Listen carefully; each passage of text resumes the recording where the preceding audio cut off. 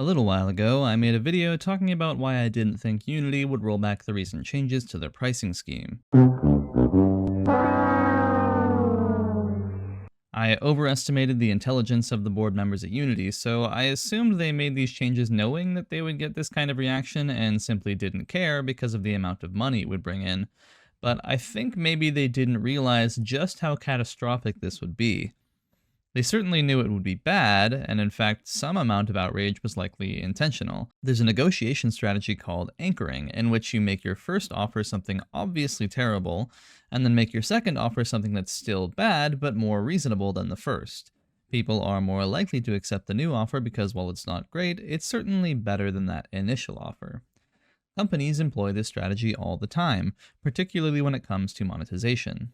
For instance, Bungie have a long history of announcing anti-consumer changes in Destiny 2 in order to walk those changes back to something slightly less anti-consumer once it sparks outrage in the community. But I think Unity didn't anticipate just how much damage their initial offer would do, because although the new pricing update is better, I don't think it's enough to save them from financial ruin. I mentioned in my last couple of videos that I was looking into migrating my project to Godot, but after some experimentation with the engine, and in light of the recent changes to Unity's new pricing policy, I've decided to stick with Unity. The reason Godot doesn't quite fit my needs yet is too complicated to get into right now, but even if Godot had all the same capabilities as Unity, it'd still be a pretty big challenge to migrate any sufficiently complex project over to another engine, which is why you'll see so many developers saying something similar to what I'm about to say. I'm moving ahead with my current project in Unity, but I'm keeping my eye on other engines. I personally would take it a step further and say that my next project will without a doubt be made in a different engine. Let me explain why. The initial offer irreparably damaged my trust in the engine. If they're willing to make retroactive changes to their pricing agreement with games that have already been released, then making a game in Unity is simply a liability. But beyond any individual changes, beyond just how absolutely inane an install-based fee actually is, the pricing changes they made simply communicated just how little they actually care about their consumers. And it's not like I ever really trusted Unity. They're a corporation. They care about profit.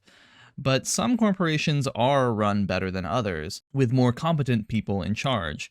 And Unity's obvious incompetence is the main reason I'm leaving the engine after my current project. And there are only two reasons why I'm sticking around for this project, and it's these changes to Unity's new pricing scheme. The new pricing model will not apply to my project because it's made with an earlier version of the engine, which is nice. But most importantly, they're now explicitly stating that you may continue using the pricing agreement for your version of Unity as long as you continue to use that version.